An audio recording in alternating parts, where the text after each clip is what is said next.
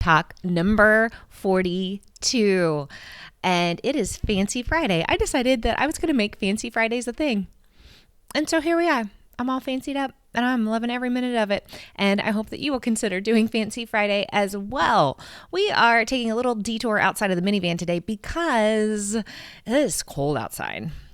And this is a lot of stuff, a lot of dress. And it's cold and I don't want to freeze. So there's not enough dress for the weather. And it's a lot of dress for poor neighbor Jim, who would be like, what? They already know about me. But I mean, you got to ease people into this, don't you? Just a little, at least the neighbors, at least in whatever. Anyway,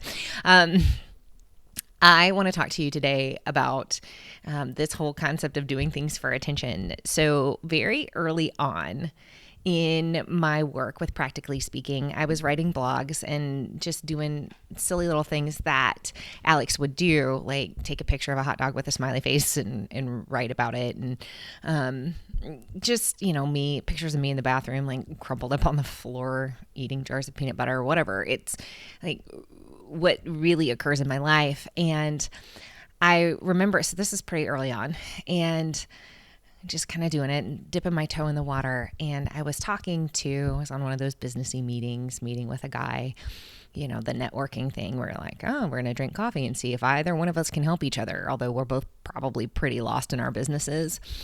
But I was sitting there with him, and nice enough fellow, but he looks at me and he says, Alex, you got to tell me, are you just doing all this stuff to get attention? And you know what I'm talking about right here, that are you doing this to get attention? Because if you're doing it to get attention, getting attention is bad. Like, don't just do it to get people's attention. Like, don't be a show off, basically. Don't make yourself too big.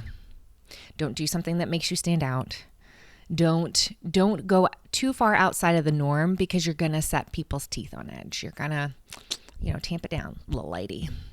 And the problem back then is I wasn't quite in the place or space that I am in now. And I remember thinking, oh gosh, yeah, that's not good. I shouldn't want to get people's attention. I shouldn't want to do things that are going to get, that ironically are going to get people to listen to me, which is exactly what I want you to do.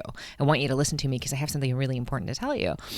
And so I kind of, that is one of the things that when I very first started really led me to this place of, I can't go too far. I got to stay within the norm. I've got to stay on this track of public speaking and communication training. And this is what it looks like. And it's got to look this way. And if it doesn't look this way, people are going to reject me. They're not going to want my services. They're not going to like me. So, y'all, I'm a human. I'm like, I want to be liked, because if I'm liked, I'm safe. Right?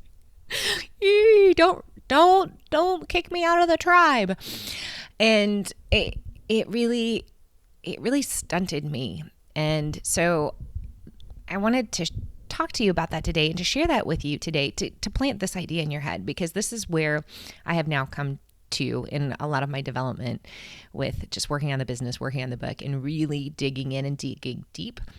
And the realization I came to, that I want you to come to, is, of course, you want other people's attention. Of course you do.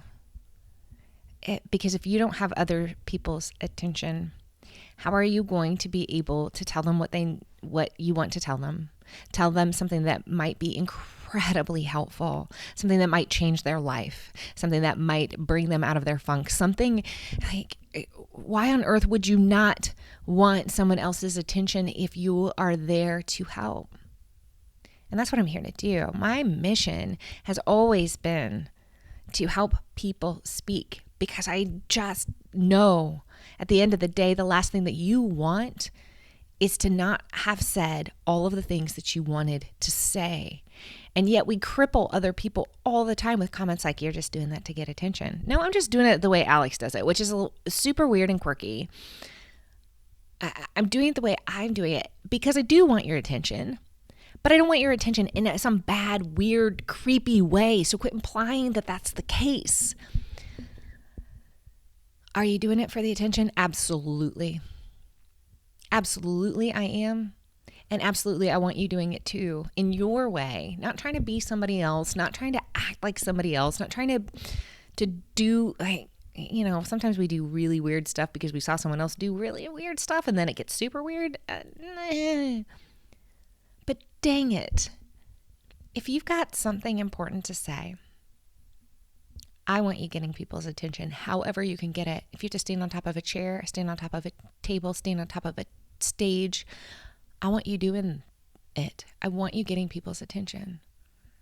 So, are you doing it for the attention? I hope so. Because that's how you get people to listen. All right, time to celebrate. Fancy Friday. And Max is just exhausted. He's like, it takes forever to do all this, Mom. It takes forever. He heard Max. He's like, what?